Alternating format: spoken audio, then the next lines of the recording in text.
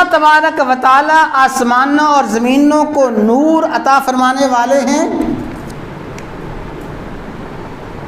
ہمارا ایمان ہے، اور ایمان ہونا ضروری اور لازمی ہے کہ اللہ تعالیٰ نے اپنا نور اپنی مخلوق میں جس کو سب سے زیادہ عطا فرمایا ہے، اپنا نور اللہ تعالیٰ نے جس ہستی کو سب سے بڑھ کے عطا فرمایا ہے، وہ ہستی سیدنا و مولانا محمد الرسول اللہ صلی اللہ علیہ وسلم کی ہستی ہے۔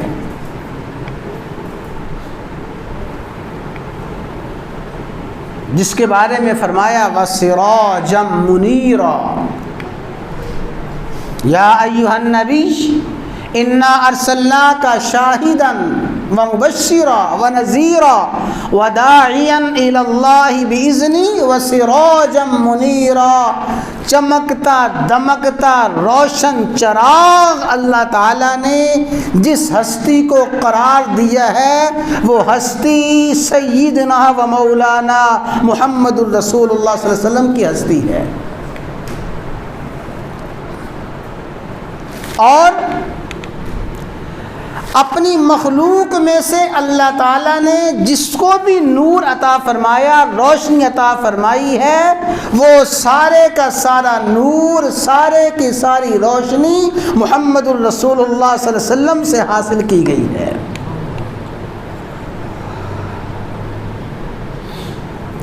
آج بھی جہاں جہاں نور ہدایت کی کرنیں ہیں، جہاں جہاں نور ہدایت کے چراغ منور ہیں، وہ ساری کی ساری نور ہدایت کی کرنیں، وہ سارے کے سارے نور کے چراغ محمد الرسول اللہ صلی اللہ علیہ وسلم سے نور حاصل کرتے ہیں۔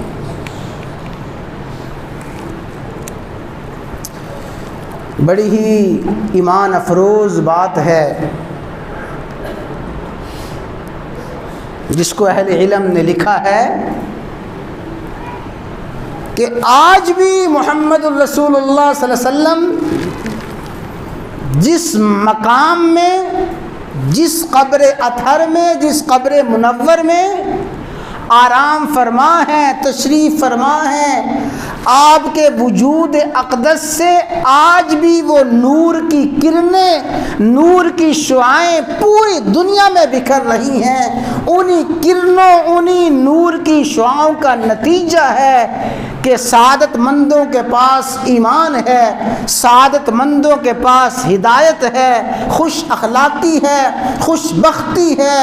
جو جو ہدایت کی روشنی جس جس کے پاس ہے، وہ محمد الرسول اللہ صلی اللہ علیہ وسلم کے نور اور آپ کے چراغ سے ہی وہ روشنی حاصل کر رہا ہے۔ آج بھی جو اس چراغ کے ساتھ اپنا رابطہ منقطع کر دے، کبھی اس کے پاس نور ذرہ برابر نہیں رہ سکتا۔ تو اللہ تعالی زمین و آسمانوں کو ظاہری باطنی ہدایت کا نور عطا فرمانے والے، اور اللہ تعالیٰ نے سب سے زیادہ نور ہدایت عطا فرمایا ہے محمد الرسول اللہ صلی اللہ علیہ وسلم کو۔ اور آج مخلوق میں جس جس کے پاس بھی ہدایت کا نور ہے، وہ نور محمدی علیہ الصلاۃ والسلام ہی کا عطیہ ہے۔ اللہ تعالیٰ نے آپ کو ظاہری نور بھی عطا فرمایا جو کائنات میں کسی کو نہیں دیا گیا،